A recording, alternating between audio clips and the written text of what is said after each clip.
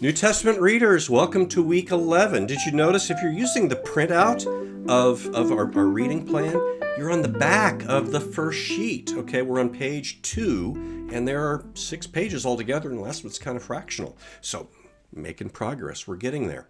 Now, in this week, we're going to read Mark's narrative of Jesus' surrender, his death, and his resurrection, along with the very ending of Jesus' Olivet Discourse, his discourse to his disciples.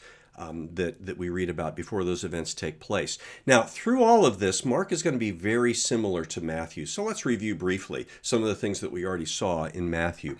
First of all, in this passage, Jesus is warning the disciples that Jerusalem is going to be destroyed.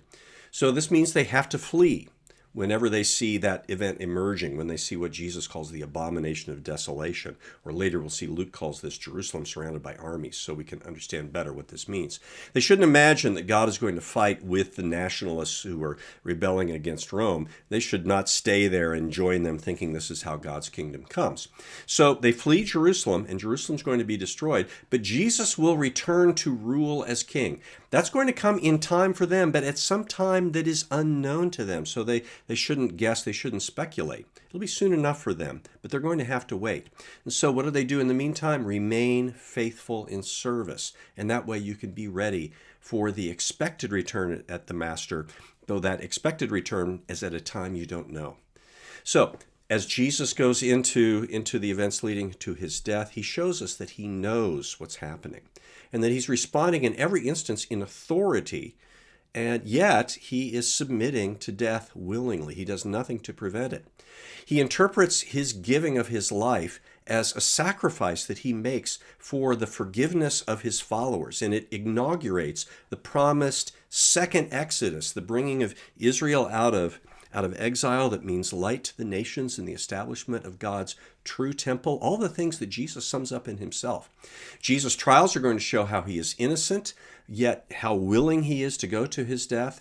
His death will show him dying in solidarity with the suffering people of God through the ages and even up to now as it's kind of described from the Psalms. And his death is also the sacrifice that brings reconciliation to God for sinners, even those potentially those who reject Jesus himself in that instance. So the disciples all around Jesus, they fail. But Jesus welcomes them back. And who's the first to witness the empty tomb and to proclaim that Jesus is risen? It's a group of women. It's always the lowly people, the forgotten people, who are first in this story. Now, if you're reading this Mark's Gospel, you're noticing that there's something funky at the end. We've got a manuscript problem here. Let's talk about this. When the King James Version was translated, there were only a handful of Greek manuscripts that were available to the translators, and they all included this longer ending. They were all relatively later manuscripts. Later, we discovered manuscripts that were actually earlier than those, and most of those did not have this longer ending. They end the Gospel of Mark at verse 8. We also realize the church fathers acknowledged that they had copies from a very early time where this ending was missing. Well, what does this mean? This either means that the original ending of the Gospel of Mark was lost in a very early copy, that the Mark's Gospel, the ending was damaged, maybe the last leaf of a book or the end of a scroll, or it could be that Mark deliberately ended his story at this point.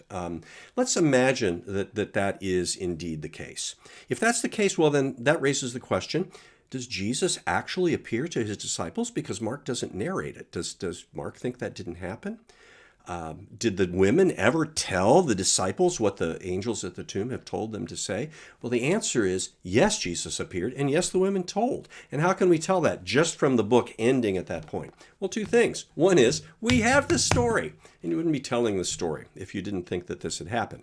And especially you wouldn't be telling the story if you didn't think this had happened. And Jesus promised back earlier that he would appear to the disciples. In fact, he's going to be reconciled to the disciples. The angel says at the tomb, go tell the disciples and Peter to see him in Jerusalem, to see Jesus in Jerusalem, just as he said, because that's what he said to them in the upper room. Okay, so does this mean the New Testament text is not reliable since we've got this funky ending? No, this is one of only 2 major discrepancies that we encounter, and we'll talk about the second when we get to the Gospel of John.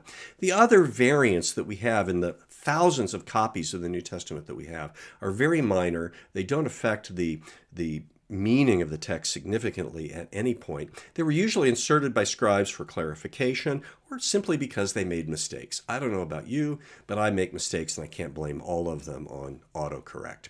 The New Testament is by far and away the best attested ancient book in terms of its text that we have. And we can rejoice in that. Okay? I rejoice in the fact that you are staying with this, that you're reading the New Testament, and that you get to experience and enjoy these stories in their fullness and just see how they shape us, how they form us, how they revolutionize the way we look at life. God bless you.